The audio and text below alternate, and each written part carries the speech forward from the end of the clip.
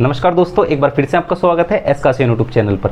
दोस्तों, केवीएस को लेकर आप मुझसे कुछ क्वेश्चन पूछते रहते हैं, चाहे केवीएस रिक्रूटमेंट से संबंधित हो या फिर नई शिक्षा नीति का केवीएस पर क्या प्रभाव पड़ेगा, चाहे इस तरह के आप मुझसे क्वेश्चन पूछते रहते हैं। तो हमारे एक सुपर डुपर सीनियर है, फिलहाल वो केवीएस में टीजीटी पद पर पढ़ा रहे हैं, तो अब वही आपके क्वेश्चन का आंसर करेंगे और जितने भी आपके संदेह हैं उन्हें भी दूर करेंगे और आपका निश्चित रूप से मार्गदर्शन तो करेंगे ही। तो चलिए डायरेक्ट आपको उनके पास लेकर चलते हैं।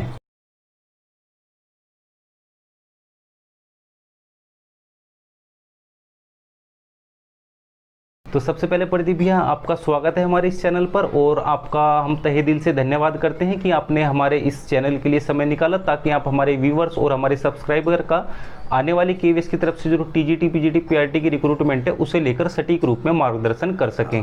Thank you so much Sachin.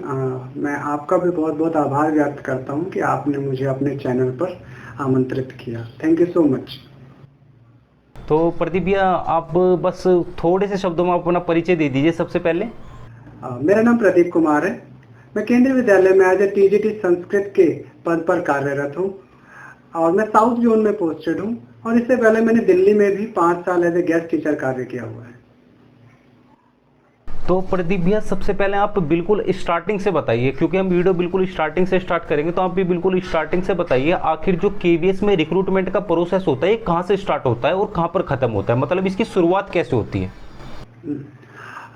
देखिए सचिन, शुरुआत तो कुछ इस तरीके से होती है कि जितने भी हमारे भारत में केंद्रीय विद्यालय हैं उस केंद्रीय विद्यालय के जो प्रिंसिपल्स होते हैं वो अपने विद्यालय की जितनी भी वैकेंसी होती है उसके डेटा को अपने रीजनल ऑफिस में भेजते हैं। जो भी हमारे जोन का जो रीजनल ऑफिस होगा वहाँ भेजेंगे। फिर रीजनल ऑफिस वहाँ से उस लिस्ट को हेडक्वार्टर भेजता है। फिर हेडक्वार्टर उस लिस्ट को उसके हिसाब से वो देखती है कि कितनी वैकेंसी रहती हैं, तो उसके हिसाब से वो नोटिफिकेशन जारी करते हैं। तो उसका यही प्रोसेस है। नोटिफिकेशन के बाद आप सबको पता ही है कि किस तरीके से। हाँ, बाद में तो फिर नोटिफिकेशन पब्लिश कर देते हैं, उसके बाद वो टीजीटी पीजीटी पीआरटी की रिक्रूटमेंट होती है, जिसमें से पीआरटी और टीजीटी के लिए पीआरटी के लिए पेपर 1 सीट है और टीजीटी के लिए पेपर 2। बाकी पीजीटी के लिए किसी भी तरह की सीटेट की डिमांड फिलहाल तो नहीं की जाती, बाकी आगे का पता नहीं। और इस पर हमने पहले से भी एक वीडियो बना रखी है जिसमें डिटेल में हमने बता रखा है टीजीटी पीजीटी पीआरटी का क्या क्राइटेरिया है, तो उसका लिंक इधर आई बटन पर दे रहा हूँ, चाहे तो दोस्तों आप उसे देख सकते हैं।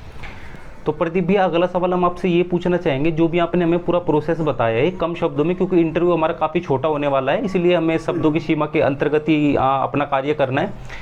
तो जो आपने ये हमें प्रोसेस बताया, इसके अंतर्गत हम ये कहाँ तक मान सकते हैं कितना कार्य अभी पेंडिंग पड़ा होगा रिक्रूटमेंट को लेकर, मतलब अभी जो रिक्रूटमेंट का प्रोसेस है वो कहाँ तक पहुँचा होगा अभी। हाँ देखिए सचिन, पेंडिंग वर्क की अगर बात करें तो यस, थोड़ा सा पेंडिंग वर्क है केंद्रीय विद्यालय में, क्योंकि अभी जितने भी कोरोना की वजह से क्या है, ट्रांसफ़र सारे रुक चुके हैं। नहीं तो अब तक क्या होता था, ट्रांसफ़र के फॉर्म्स आ जाते थे और ट्रांसफ़र की प्रक्रिया स्टार्ट हो जाती थी, लेकिन कोरोना की वजह से अभी तक ट्रांसफ़र की प्रक्रिया को स्टार्ट नहीं किया गया है। थोड़ा बहुत पेंडिंग में चल रहा है। जैसे ये प्रक्रिया पूरी होंगी उसके हिसाब से आगे का वर्क चालू हो जाएगा। हाँ, तो प्रदीप भैया, किसी भी संगठन या फिर किसी भी डिपार्टमेंट को चलाने के लिए एम्प्लॉय की तो जरूरत होती है, तो स्वाभाविक सी बात है। तो अगर एम्प्लॉय की दृष्टि से मैं देखूं तो क्या केवीएस में एम्प्लॉयज की कमी होगी वर्तमान समय में, मतलब शिक्षकों की कमी है किसी भी तरह से। देखिए सचिन, मैं एक बोलना चाहता हूँ कि केंद्रीय विद्यालय में शिक्षकों की कभी कमी नहीं होती, क्योंकि केंद्रीय विद्यालय पहले से ही अपना बैकअप लेकर चलता है। ठीक है, उसका क्या है कि केंद्रीय विद्यालय नियमित रूप से हर साल वो अपने कॉन्ट्रेक्चुअल स्टाफ के लिए, कॉन्ट्रेक्चुअल टीचर्स के लिए नियमित रूप से इंटरव्यू कंडक्ट कराता है। ठीक है, तो अगर ऐसा अगर कुछ होता है कि कोई टीचर ट्रांसफर पोस्ट पर या कहीं पर चला जाता है तो उसके बिहाफ पर उनको बुला लिया जाता है। तो टीचिंग शिक्षक के तौर पर कोई भी कमी नहीं है अभी तक केंद्रीय विद्यालय, मेरे हिसाब से।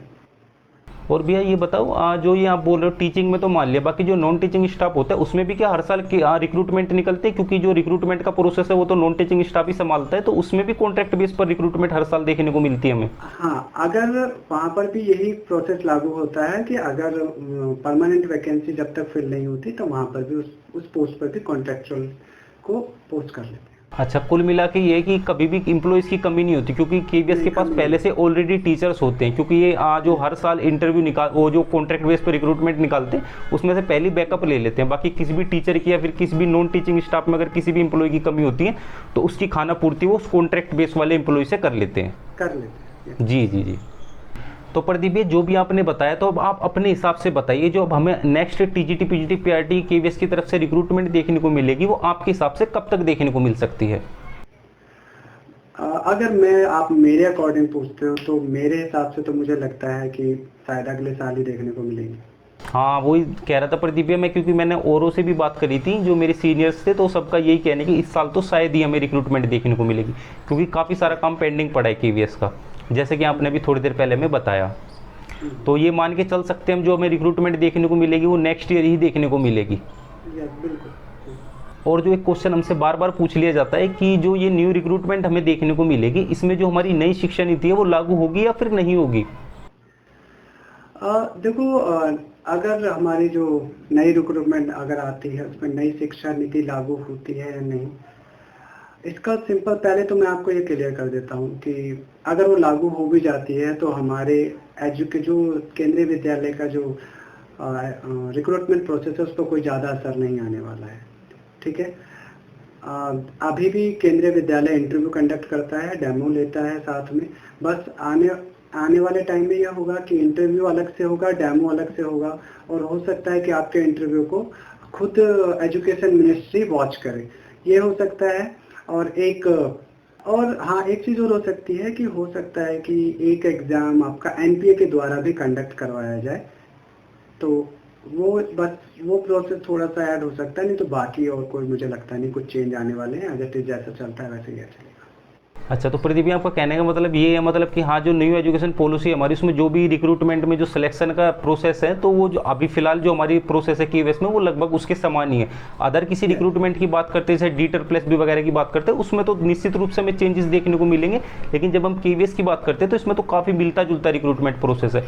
तो दोस्तों, आपको रिक्रूटमेंट से संबंधित भी कुछ हद तक जानकारी मिल गई होगी। बाकी नई शिक्षा नीति लागू होगी या उससे संबंधित भी आपको जानकारी मिल गई होगी। बाकी मैं आपको एक बार और याद करा दूं, जो हमारे भैया हैं, हमारे सीनियर हैं प्रदीप सर, ये टीजीटी पद पर हैं, ठीक है, संस्कृत के।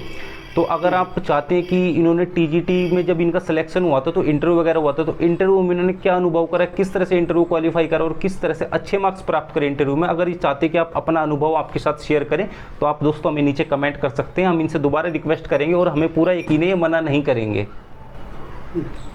नहीं, मैं सचिन आपके लिए कोई हेल्प चाहिए आपके लिए। बिल्कुल बिल्कुल सर।